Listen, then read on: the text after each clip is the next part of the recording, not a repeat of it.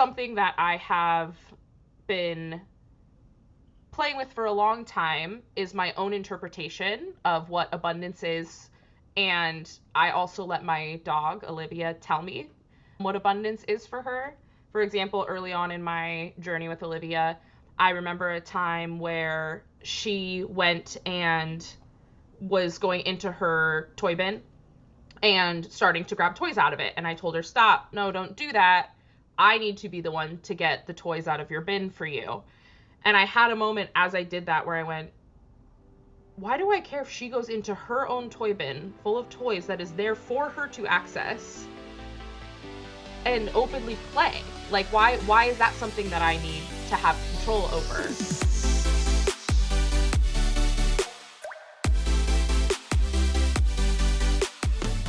Welcome to Enrichment for the Real World, the podcast devoted to improving the quality of life of pets and their people through enrichment. We are your hosts, Allie Bender. And I'm Emily Strong. And we are here to challenge and expand your view of what enrichment is, what enrichment can be, and what enrichment can do for you and the animals in your lives. Let's get started.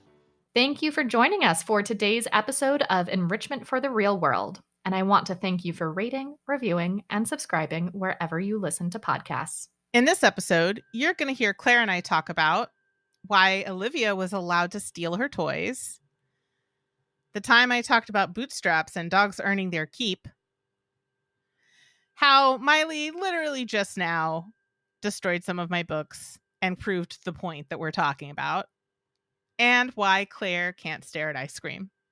All right, let's get into it. 'Tis the season for abundance. In the United States, we have Thanksgiving as a holiday around this time, and that's a very American thing. But anywhere in the Northern Hemisphere, this is a season of like harvest and having all the good things, getting ready like little squirrels, ferreting away all of our abundant resources to get us through the long, dark winter. So I apologize to my Southern Hemisphere friends who are listening to this and are like, it's springtime for us. But we in the Northern Hemisphere are in the season of abundance. So we wanted to talk today about the relationship between enrichment and abundance and how they're related, because I think both enrichment and abundance are frequently misunderstood or misapplied in the same ways for the same reasons. And I think like the place to start with that is that all sentient beings are at their best when their needs are being met. When we have all of our needs, when we are physically, emotionally, and behaviorally as healthy as possible, when we have that sense of security and resources, when we are emotionally regulated, when we have the skills we need to successfully navigate our environment and interact with the beings in our environment, and a way to protect ourselves from harm and a way to protect our loved ones from harm, all of those things, when all of those needs are met, that is when we are at our best. So that's the goal. The goal is making sure that everyone's needs are met. Everyone has the skills that they need to successfully navigate their environment. Everybody has as much control as possible over their own outcomes. They have autonomy. And everybody has a community that is filled with trusting relationships built on trust and predictability and knowing what to expect from your community, right? So that's the goal. Obviously, this world is an imperfect place, and we're all struggle busing to reach that goal on the regular basis. But that's what we strive towards. We're not going to fall for the nirvana fallacy and have this perfectionist thing of like, I don't live in utopia, ergo, what's the point? We are going to continue to strive to enrich ourselves and everybody in our care, knowing that it's going to be an imperfect, messy process because this world is imperfect, messy, and apparently on fire. And that's the time to really focus on this more, right? When everything is a dumpster fire, that's when it's important to really focus on taking care of ourselves and our community. So let's talk about what this looks like for the animals in our care, because this is where a lot of confusion lies in terms of like, what decisions should I make? What training decisions should I make? How should I think about food? How should I think about play? How should I think about cuddles? All of the things that cause so many internet arguments are really rooted in this ability to understand what enrichment and abundance actually look like, not just what, I don't know, the internet says, like what your great Aunt Nellie says, like just your neighbor's opinions about what you should be doing for your dogs, that kind of stuff. So starting off, I'm just going to call out. I'm going to go right in. I'm going to just immediately start calling out these ideas that we have to hoard all of the resources for ourselves so that we can control when our learners receive those resources, so that we have total control over their lives, their reinforcement, their ability to meet their own needs. And that can look like many, many different things. But I'm going to specifically call out the NILIF protocols, like nothing in life is free, that philosophy, and what the euphemism weight management, I am saying with big dramatic air quotes, which really means depriving your learners of food until they're so desperate for food that they will do whatever you ask them for it. I'm just going to, y'all might have noticed over the past few episodes, I have lost any ability to filter or mask, and I'm just going to call that pure, unadulterated garbage. It is indefensible. We're not going to do that. We all need to quit being control freaks and trying to like make sure that our learners don't have any ability to access reinforcement unless it comes through us. That is not it. That's not it.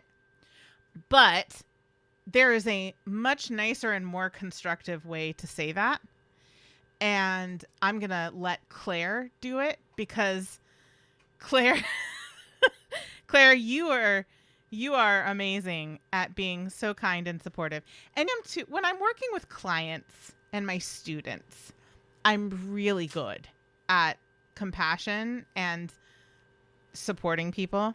And also, when I'm recording a podcast with a migraine and I'm just talking about concepts, I completely lose the capacity to be like mothering, nurturing, supportive. So I'm going to let you take over and talk about how I'm going to let you talk about the nuances of like everything that I just said is true, and also take it away, Claire. Thank you. You're putting me really in an episode where Reddit's going to get like real mad at me or something about that. Okay. So when it comes to reinforcing our learners or setting up our environment in ways that are going to promote choices that we want to see, there are almost endless ways to do that. And one of what I would call the old school ways that has been pervasive is to withhold basic necessities, like you were saying, water, food, needing to go out to use the bathroom, play, things like that. And even when I was not too long ago, just becoming a trainer, I was an apprentice, I was learning from people.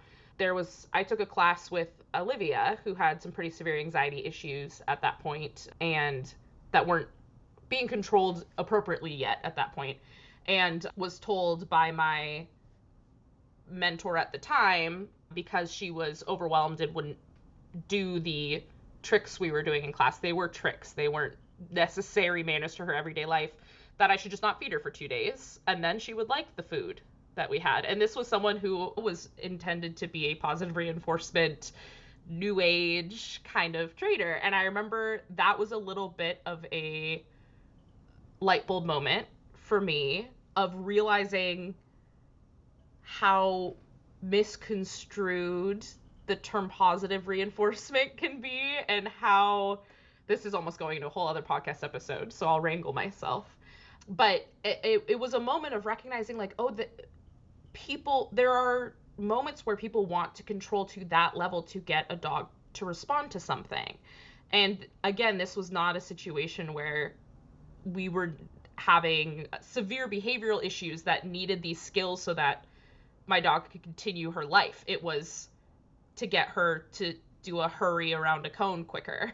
So when we were going over all of that type of stuff, it did give me a little bit of an epiphany moment of how can we still utilize things like food and water and access to play in a way that is still ethical and allows us to create that environment of abundance with our animals in a way that works for everybody.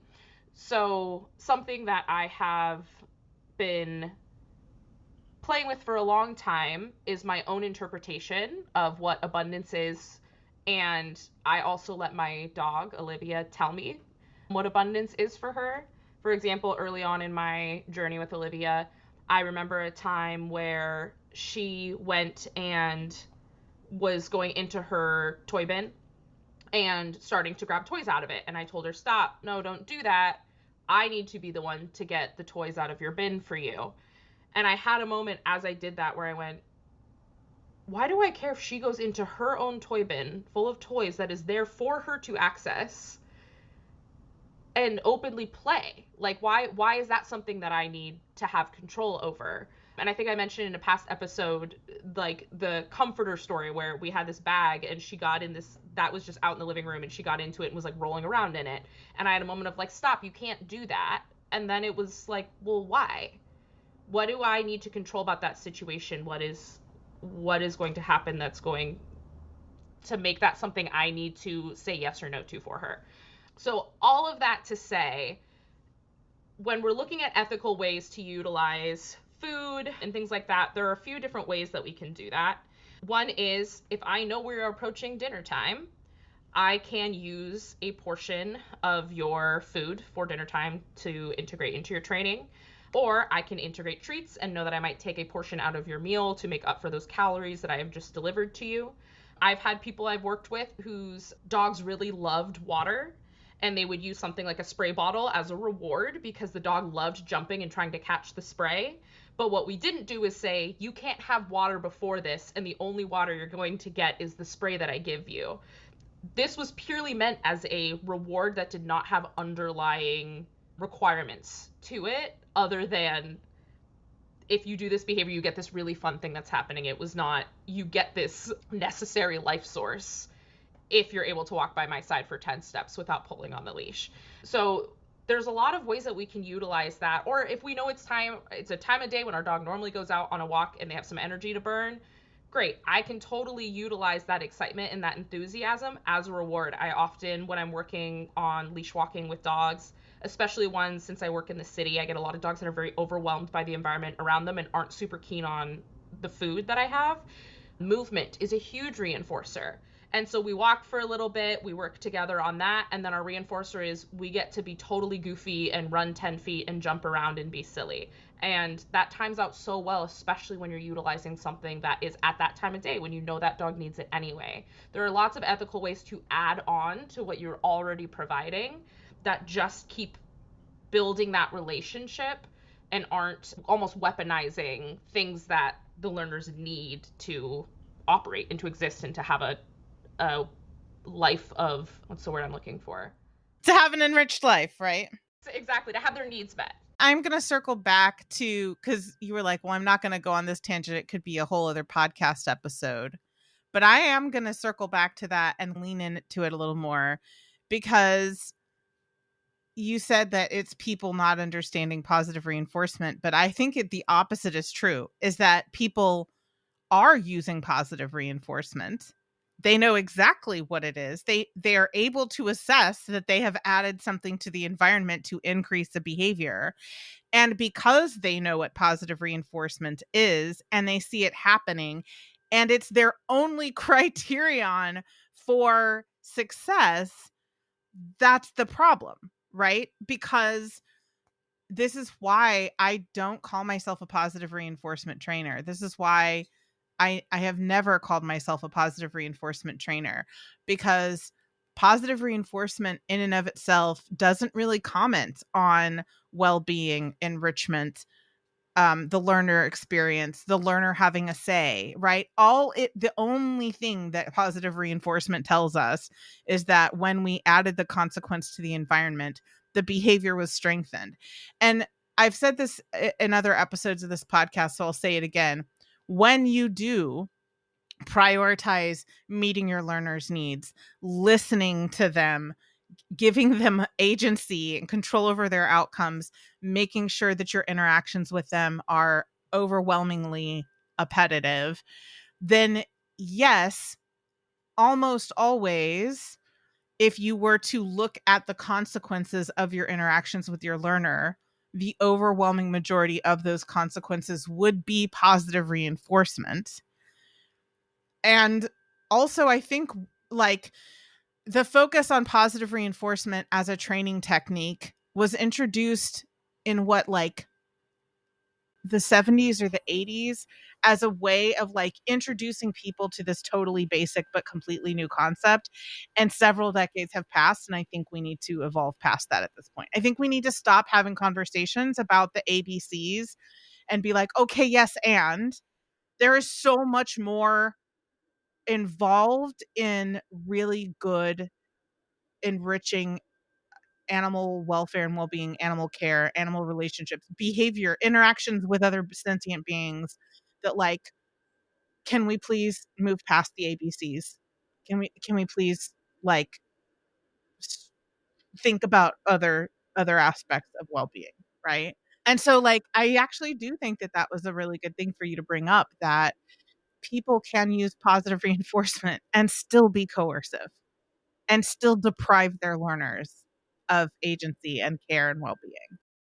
Yeah, how often do we have situations, and this is not a dig at people who use this strategy, because I totally understand where it comes from. It's a very like logical sequence, but the classic example is a dog who has what we lovingly call stranger danger, discomfort around new people or people that aren't in their circle already, and we give the stranger food to then coerce the dog into approaching us, assuming that, okay, well, we're rewarding them with food that they want and they're taking the food, so this must be quote unquote positive reinforcement, or we must be going down the right path, when in reality, again, we're talking coercive. So this dog is so willing to, or so wants the food or the whatever the reward is that we have, that they'll push themselves to get it. But then we also frequently see the grab the foods and then quickly jump back, chomp chomp chomp, and repeat process. So yeah, I think coercion happens a lot with very good intentions behind it. And again, I this isn't a dig, especially because I think it is a very logical conclusion. I give the scary thing something that my learner wants, and that will make the thing less scary. And there's just a lot more going on underneath that. To be clear, I'm not digging at any individual person, because everybody's doing the best they can with the information and resources they have. I'm going to borrow this phrase from our friend, colleague, and student Lauren Tapp and say, I'm critiquing the discourse, not the people who are in the discussion, right? It is beautiful, and that's exactly it. Everybody's doing the best they can with the information and resources that they have available to them at the time. So I'm not critiquing individuals. I am critiquing the defense of those practices, because that it is, a lot is missing from the picture when your only focus is on positive reinforcement as your only criterion, right? And so that, I think, is a really good part of this discussion about what enrichment and abundance look like in animal care. But that said, I'm going to bring in some nuance to this conversation by saying that, like, just because this is our goal and this is where we're trying to get to doesn't mean that we shouldn't meet our learners where they're at and give them skills through approximations, which means that sometimes we have to, instead of trying to get our human learners to go from absolute coercion to no coercion at all, we can sort of like step down the coercive processes for those people by temporarily using NILF or a less severe version of weight management, right? At first, to help our learners gradually move towards our end goal, because it just doesn't work to expect any learner to go from where they're at all the way to perfection in one step. That's not how behavior works, right? So I know I have stories of how I have done this with clients in the past, but I want to hear your take on this. Yeah, I feel like this is very much still a work in progress for me of how to find that balance between, okay, I don't think that necessarily me and the client are on the same wavelength of thinking about this.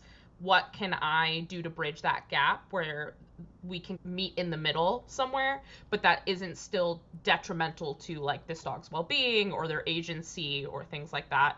And I think one of the easiest and most like one of my most commonly used examples is for people who say, well, my dog can get on the couch or the bed or whatever, but I just want them to ask first. I don't want them to assume that they can run and jump up on the furniture, which is fair. I understand that. My dog kicks me off the furniture more frequently than I kick her off, but everybody has their preferences for how their animals interact with furniture and things like that. So one of my go-to things is, okay, well, if your dog is approaching the couch while you're sitting on it and you're there, can we pause and ask them for a sit before they hop up? Or I'll say another really basic skill the dog knows. Can I get them to come and do a eye contact cue, or can I get them to do a touch? And then I will invite them to come up. That is basically a say please protocol. It's you have to do this so that I will allow you to have access to the furniture. But it is very rarely compromising any sort of well-being, requiring something of the dog that causes like fear or anxiety or stress, and still gives the human learner some aspect of control over the situation, getting towards the outcome that they want. Yeah, I love that, because you're right. Like, technically, that is a context in which we are controlling access to a resource, but the crucial difference is that you aren't depriving an animal of their basic needs and then only giving it to them when they do what you want.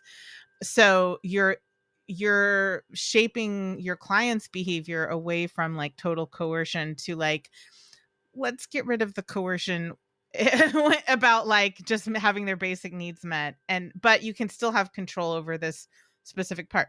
And by the way, I don't think that that's unreasonable at all. I'm not even convinced that like that needs to be shaped any further, because we also have the right to set boundaries and say like, I really want to have control over whether or not you're in my space. I do that with Copper.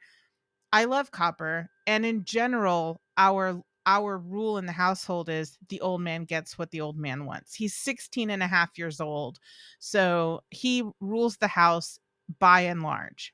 However, when he comes and sits on the nest with me, as he's gotten older, he sprawls more and he's gotten more assertive, let's say, about pushing me out of the space so that he can get as much space as he wants. And normally I'm fine with us being in a dog pile like that. If he's like, I'm going to push hard into you and stretch out as much as I can, I'm like, sure, I don't care. I don't need to use the entire nest to get work done.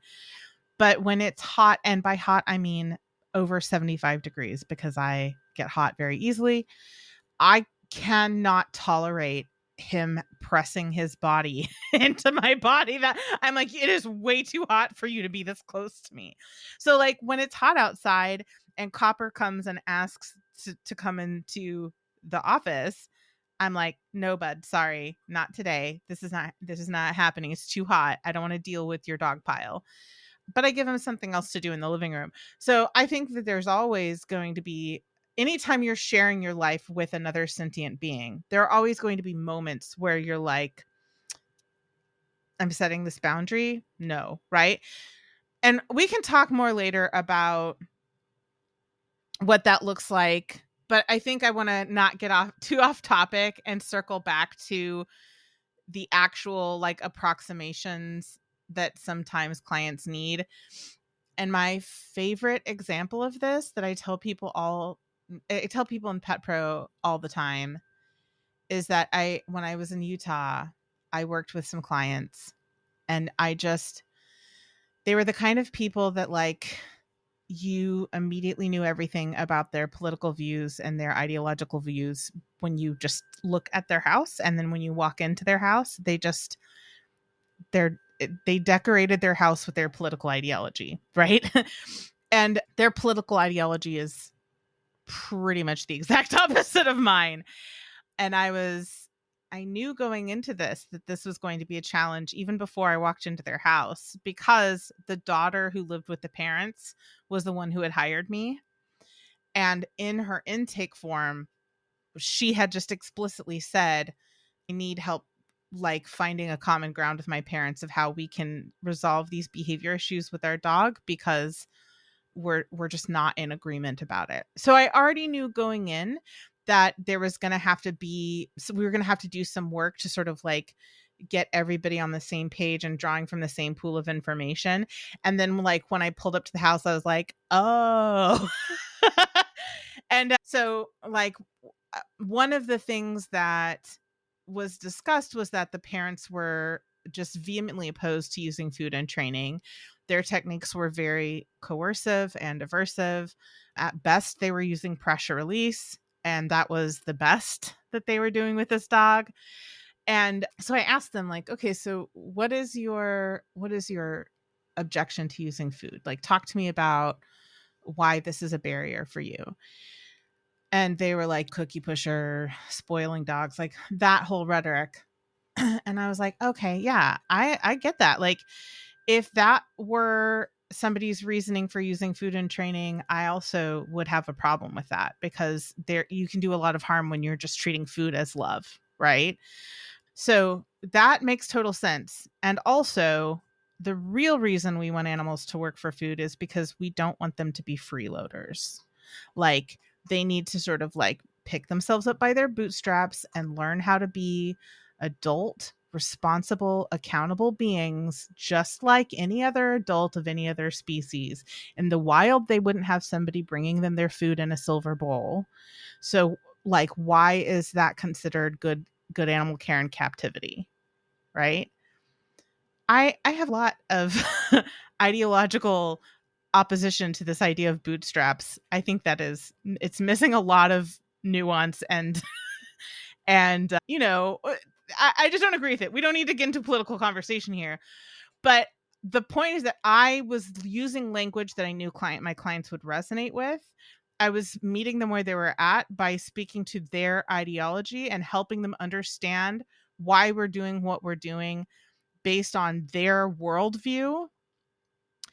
And I was not criticizing their discomfort, right? When I explained it to them that way, which is a Nilith, the way that I said it is a Nilith philosophy, right? But when I said it that way to them, they just got these huge eyes and they were like, that makes so much sense. And like the dad looked down and he was like, you need to start earning your keep, buddy. And I was like, exactly. We want him to be gainfully employed. Right. Like, so the thing that was important is recognizing the kernels of truth in my learners' objections and the kernels of truth, even in their ideology, because there are some things about that ideology that are valid. Right. So extracting those things and using them to help connect the client to the actual goal of like how to build behavioral health in their dog and how to improve their relationship and their communication with the dog. That was the language that I used to help them. And yes, that we started with a NILF protocol because a NILF protocol was an improvement on just coercion and punishment and pressure release at best. So it was an approximation towards the end goal. And by the time I finished working with that family, there wasn't really any NILF part of it, because when we talked about the importance of routines, and we talked about it, the framing I used was discipline. Like, you need to have discipline, and discipline involves having routines and keeping to those routines. And so we were able to get them to a point where they were meeting the dog's needs, keeping a routine. Everybody was on the same page. We were functioning as a well-oiled machine. It was a company where everybody had their roles. But the end result of that, regardless of how I talked about it, was that they were actually using an enrichment plan and giving their dog agency, right? And I think a big part of that we don't talk about a lot is the well-being of the dog and understanding how to communicate with the family they live with, right? Like, we're increasing in a situation like you're mentioning specifically, we're increasing the learner's ability or the animal's ability to understand how to communicate those things versus not having that clear pathway of communication and then enduring the frustration or the punishment or whatever happens as a result of that, when the issue was clarity over everything else. I think that is super important too. It really is, because to get the clients to feel good about what they're doing, and so that they can have a good, solid, trusting relationship with good communication with their dog, and everybody's needs are being met without forcing them to change their belief system. Like, that's super outside of my lane. To try to convince somebody to agree with me politically or like ideologically, that is coercive. That's coercion, right? So I need to give my human learners as much autonomy and respect as I give my non-human learners, by just helping them find their own path up the mountain that sits right with them, right?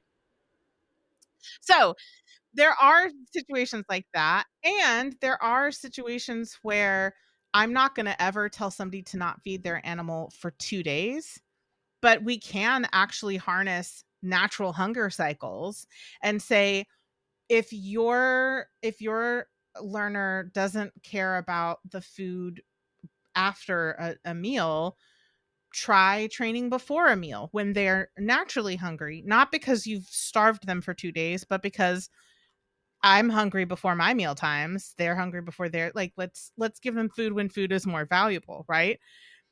And but you don't stop there. The next step is, if they still don't care enough about the food before the meal, instead of being like, well, I just have to starve them more, the important work is to be like, what is it about this scenario that's not working for this learner? Is food not the right motivator? Are they motivated by something else that we need to pay attention to and leverage? Are they too stressed to learn right now? Do we need to actually go back and do some foundations of, like, before we try to ask our learner to learn something, let's get them into a place where they can learn. Let's focus first on the stress response cycle. Are we asking them to learn in a highly distracting place where it's hard for them to focus? Okay, can we, like, let's move to a different location. So, like, there's so many different things that we need to be aware of. Is there pain involved? That's another one, right? Is pain the reason that the learner is not responsive in this moment? So yes, we can absolutely harness natural hunger cycles or other recurring needs to increase the value of the reinforcers we have available to us. And also, if that doesn't work, we, instead of being like, well, we need to deprive them more, the goal is to figure out where exactly the dysfunction lies. Like, what's the disconnect between what our learner wants and needs versus what we're asking of them, right? Yeah, I think those moments are a big cue for further investigation. There needs to be more in-depth look at why isn't this working, especially once we've obviously eliminated the the biggest factors or the most common factors, and not just, like you're saying, just push through it and continue to believe that it must all stem from the same source. Yeah, and I think this is a really good opportunity to go back and listen to or re-listen if you've already listened to it. Our episode, Are You Self-Sabotaging, where we talk about dichotomous thinking, because I do think that we as humans do tend to get into this like black and white either or thinking with this, like, either I give my animal total autonomy and abundance and I don't have the ability to like have reasonable expectations of them and set boundaries and all of that. Or I need my animal to have discipline. I need to control everything. I can't let them make choices because they'll make the wrong choices. So like I have an animal who needs me to be the arbiter of all resources, right? It's not either or. Like there are so many, it's a whole spectrum of like what this can look like. And what we often talk about in Pet Pro is that we can have more agency when we have more skills, right? And so part of the thing is right now your animal may not have the skills to make good choices, and so you have to restrict their agency in this moment. But once you help them build skills, they will be able to have more agency. And literally this just happened. Claire saw me. Y'all didn't hear me because Claire was talking. I like suddenly just ran off camera. Like I just pieced out, like left my desk abruptly. And the reason for that is that I thought that Miley was ready for me to have some books not behind my little chicken wire fence. They're the books that I use and reference most often. So I put them on a different shelf. And I was like, Miley hasn't really shown a lot of interest in books, so I think I can get away with this.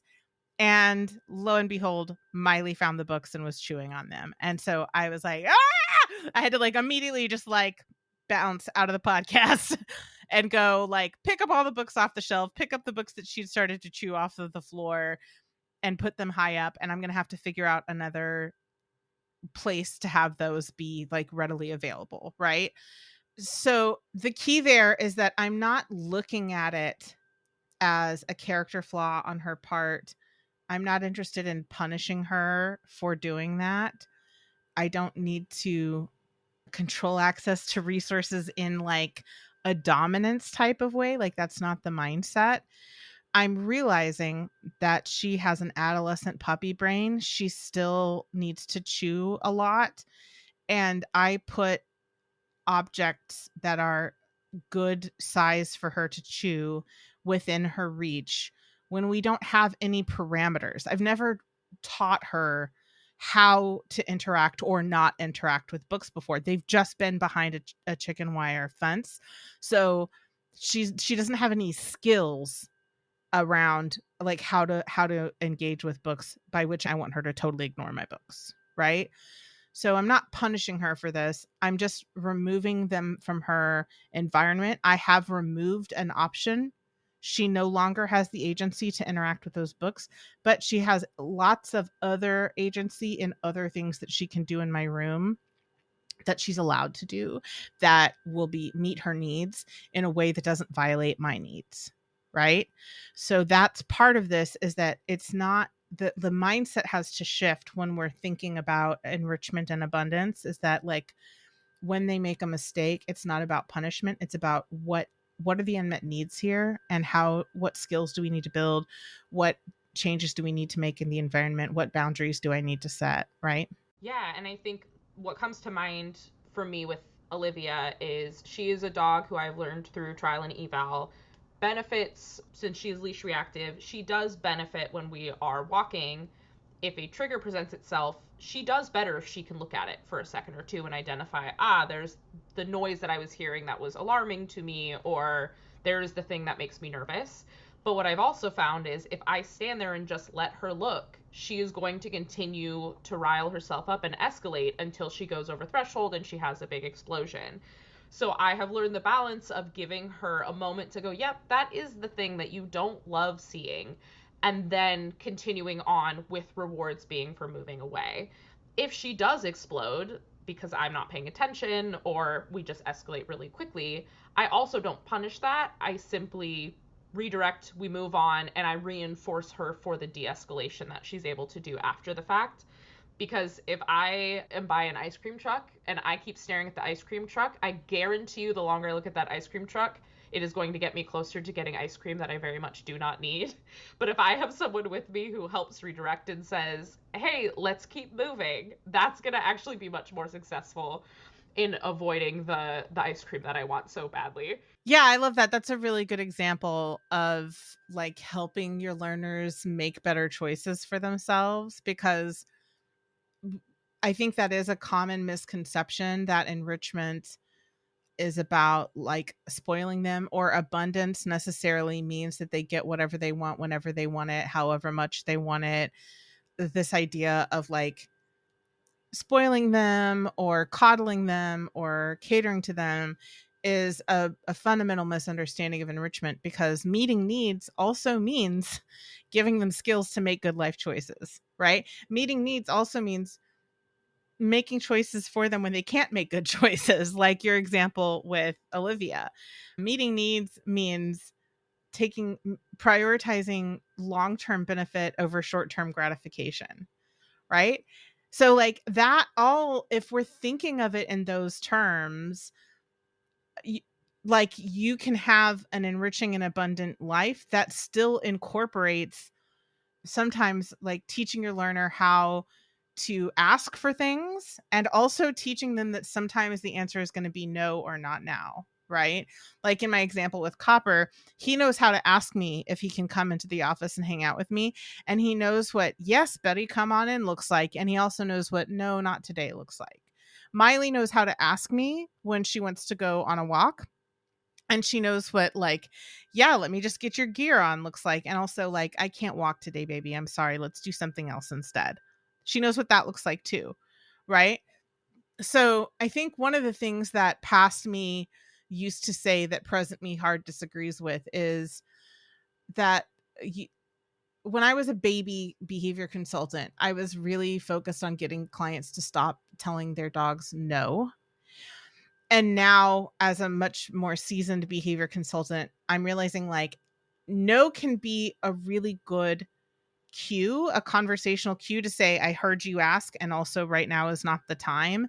My objection to people saying no to their learners was just this constant response blocking of like, no, you can't do that. You can't do that. You can't do that. You can't do that. And not telling their learners what they can do instead. So again, like as we often say in Pet Harmony, undereducation overstates. I was dogmatic about the no when that's not actually true. The kernel of truth in that is you don't want to create a life for your learners where you're constantly response blocking them and not giving them opportunities for agency or reinforcement. But no can be a helpful cue if it's not aversive and it's very clear and the learner knows what it means, right? So like, no, Miley, you cannot have 6 CET chews today, but I can give you coffee with sticks and you love chewing on those, and that's going to be healthier for you than trying to have 6 CET chews in one day, right? Yeah, I think one thing, this might be off topic and it might get cut, but I'm saying it anyway. One thing I caught myself doing a lot when I was working with Olivia out of just habit was when she would start to do something I didn't want her to do. A lot of times it was like going in and sniffing something really gross that I was worried about her interacting with or whatever. I would go, and it was just totally like a human habit response. And it either didn't work or she would kind of like startle and look at me. And what I ended up doing was just turning it into my positive interrupter, because it allowed me to naturally have the response that I have on gut reaction. And then she learned, oh, I reorient to mom and I get food when she does that. And so it just turned, I just found a way to turn something that I realized was like probably slightly aversive to her and also just not really helpful into something that actually got her attention back with me and helped her keep rolling. The other thing I was going to mention, that when we talk about making good choices and guiding our learners in the right direction, what I have been using a lot to explain what we're working towards with clients, especially when we're working with behavior issues, in the beginning phases, a lot of people get worried about the level of control that we're asking them to do, and the management and the environment and all of those things to structure a successful behavior mod.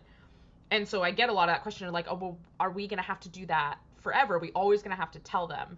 And the explanation I usually give is, with most things that we do, there are situations where the answer is unfortunately yes, we may have to do this level of management for safety or what have you.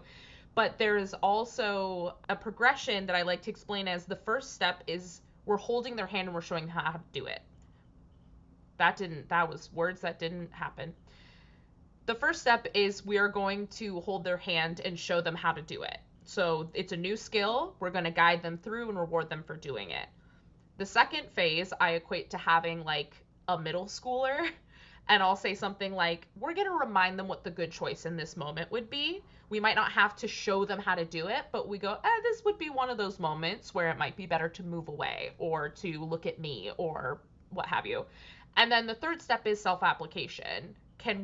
They're now an adult, right? Quote unquote. Can we encourage them to start to make those choices of their own volition? And we still reward and reinforce from time to time, because that gets into the whole like intermittent reinforcement type of conversation. But they're learning how to make those good choices on their own.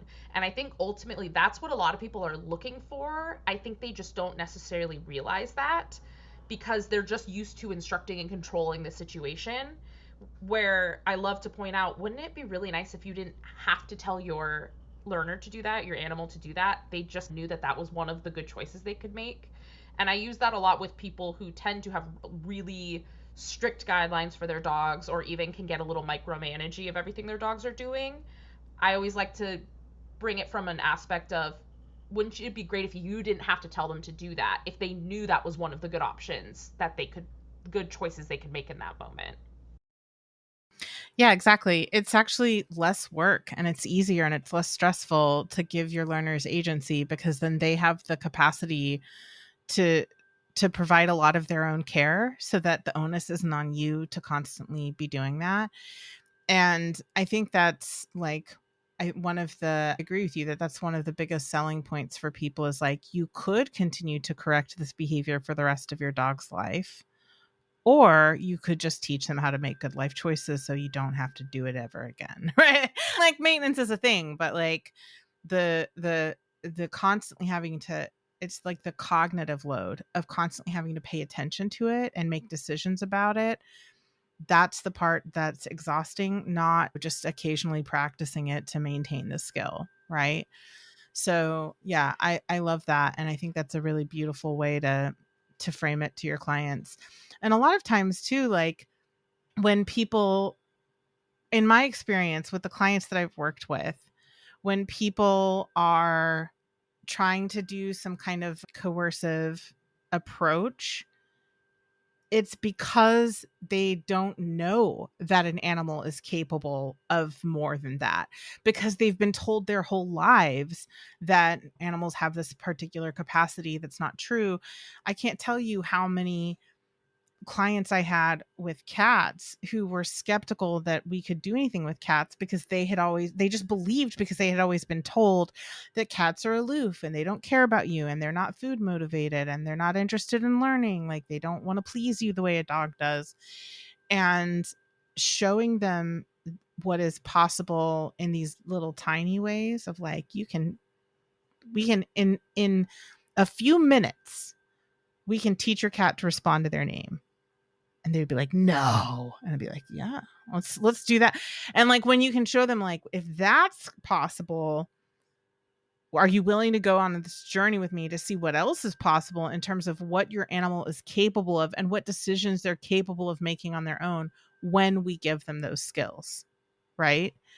So if a learner, and this is the point of enrichment, right, is giving the learner as much autonomy as possible so that they can take care of themselves and thrive in their own environment as much as possible, so that we get to just have companionship with them and we don't have to worry about micromanaging every aspect of their life, right? That's the goal. That's the thing I think it always comes back to is almost every single family or person that I have worked with has gotten their pet because they wanted an aspect of companionship. There may have been some other motives there, like they might have needed a working dog for this situation, or they might have wanted their dog to have safety in the house and guard near the door and have some of that ability. But ultimately, they want that connection and that relationship. And so I think it all comes back to, how do we meet both sides and clarify that communication so that they can continue to build that relationship and everybody's needs are met. That's always the goal. Yeah. I think that's beautiful. That's another area where people can tend to fall for some critical thinking errors of like, well, I suck at this, so this is just not my style or not my approach. And it's like, well, of course you're not fluent at these skills yet because you've never had the opportunity to practice them before. So don't be too hard on yourself. Like, you can do this. It's just a matter of learning how. And I think a lot of people expect it to actually require a lot more skill or competency than it actually does. And I think like the quote unquote positive reinforcement, clicker training, whatever we want to call this, I think we're partially responsible for that belief system, because when you look at all these like really highly skilled clicker trainers and who are doing like extraordinary, amazing, impressive things with animals, it takes a lot of skill. It takes a lot of effort to learn how to be that good and to teach such complex skills to animals and to get them to that level of fluency. That is super impressive, and it's amazing. And also it's far, far beyond what most people want to do or even are capable of doing in terms of their time and bandwidth, not in terms of their abilities. Right. And so I think we're partially to blame for that belief system or that mindset. But I can't tell you how many clients I've worked with who unprompted from me, the feedback that they gave me was, I thought it was going to be so hard and I was going to have to learn how to do all this stuff. And it has blown my mind how these simple things that you've taught me have been so impactful. Right. And so like, yes, you may not know how to do this right now. That does not, you don't need to internalize that and think of that as like who you are as a person. It does require some learning some things and gaining some skills. And also the skills that you have to learn to do this effectively aren't as nearly as complicated as the fancy schmancy training stuff. And most people, like most of our clients, can acquire those skills pretty quickly because we're not asking them to be expert trainers. We're just asking them to build an enriching environment and lifestyle for themselves and the animals in their care, which is much simpler and easier to do than the fancy schmancy training stuff. Right. All right. So I don't even know how to recap this episode because we had a lovely conversation, but it also was meandering. So I guess to recap, I will say our goal in enrichment-based training is to provide a life of abundance for all of the learners involved. And abundance doesn't look like the learner gets whatever they want, whenever they want, however much they want, because we are focused on long-term well-being over short-term gratification. And in general, that does not look like controlling all of the resources and micromanaging what your pet does, but we can shape behavior through approximations, which may mean that we have moments of NILIF type things in order to get us where we're going. We can leverage old out of date practices to get people from even older more out of date practices to where we want them to be, where we know they can be. And it's not perfect. It's messy. It's nonlinear. And we're always learning. We're doing the best we can with the information, resources, and capacity we have at the time. And so it looks messy. I literally, in this podcast, Miley chewed up a couple of my books and I learned in real time what I needed to adjust to not allow her to destroy my favorite, most used books, right? So making mistakes is part of the process, and we learn how to think about those mistakes in terms of what do we need to change about the environment, what skills do we need to build, what are the unmet needs, instead of thinking of it as dominance, punishment, or character flaws.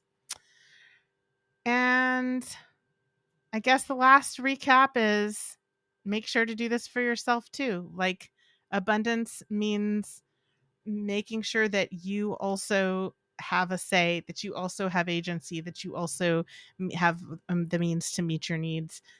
You should not have to sacrifice your own well-being in service of somebody else's. Self-care is community care, in summary.